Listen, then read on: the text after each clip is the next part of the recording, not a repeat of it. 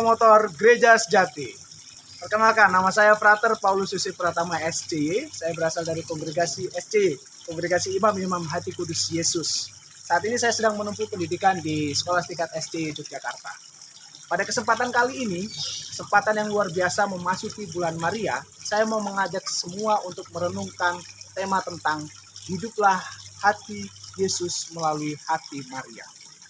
Sebelum kita merenungkan bersama, mari kita berdoa terlebih dahulu. Dalam nama Bapa dan Putra dan Roh Kudus. Amin. Tuhan, terima kasih untuk kesempatan hari ini. Kini bantulah kami untuk merenungkan sabda-Mu, agar ini menjadi sumber kekuatan bagi hidup kami di dalam menjalani hari-hari kami. Engkau kami puji Tuhan, kini dan sepanjang segala masa. Amin. Dalam nama Bapa dan Putra dan Roh Kudus. Amin. Nah, sesungguhnya tema hiduplah hati Yesus melalui hati Maria merupakan seruan jargon dari bahasa Latin yang artinya yang berbunyi Vivat cor Jesu per cor Maria. Apa sebenarnya maknanya? Yuk kita baca dulu renungan kita hari ini, baca Injil hari ini dari Injil Lukas bab 1 ayat 31 sampai dengan 38. Suatu ketika malaikat Tuhan masuk ke rumah Maria.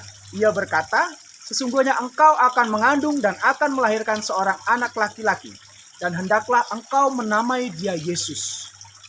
Ia akan menjadi besar dan akan disebut anak Allah yang maha tinggi.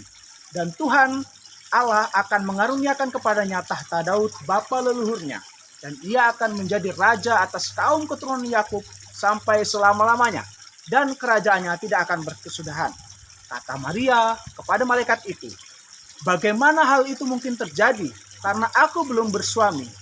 Jawab malaikat itu kepadanya, "Roh Kudus akan turun atasmu dan kuasa Allah yang maha tinggi akan menaungi engkau.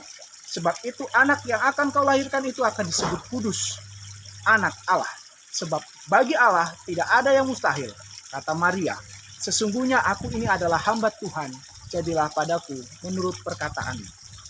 Sahabat promotor Gereja Sejati, dari perikop yang baru saja kita dengarkan tadi, ada 5 poin yang akan kita yakini bersama sebagai dinamika hidup orang beriman, yang juga dialami Maria dan kita sebagai manusia. Pertama, panggilan hidup orang beriman itu selalu datang dari Allah, inisiatif dari Allah. Warta gembira datang dari Allah, seperti tadi Maria mendapat warta gembira dari malaikat Tuhan. Yang kedua, tetapi kita sebagai manusia ada kelemahan manusiawi, ketidakmampuan manusia untuk menanggapinya. Seperti Maria, dia merasa terkejut, merasa takut, dan bertanya dalam hati. Begitupun dengan kita.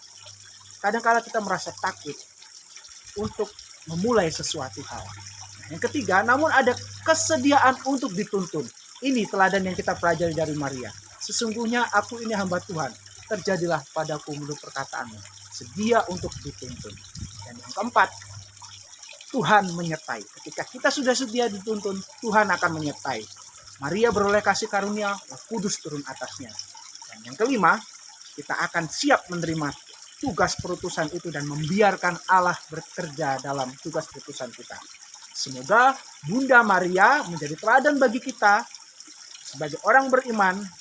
Kadang-kala memang merasa lemah, tapi Allah memampukan dan membuat kita menjadi kuat dan juga dapat setia menjalani konsekuensi atas pilihan-pilihan hidup kita. Tuhan memberkati. Terima kasih. Amin. Dalam nama Bapa dan Putra dan Roh Kudus. Amin. Salam promotor Gereja Sejati.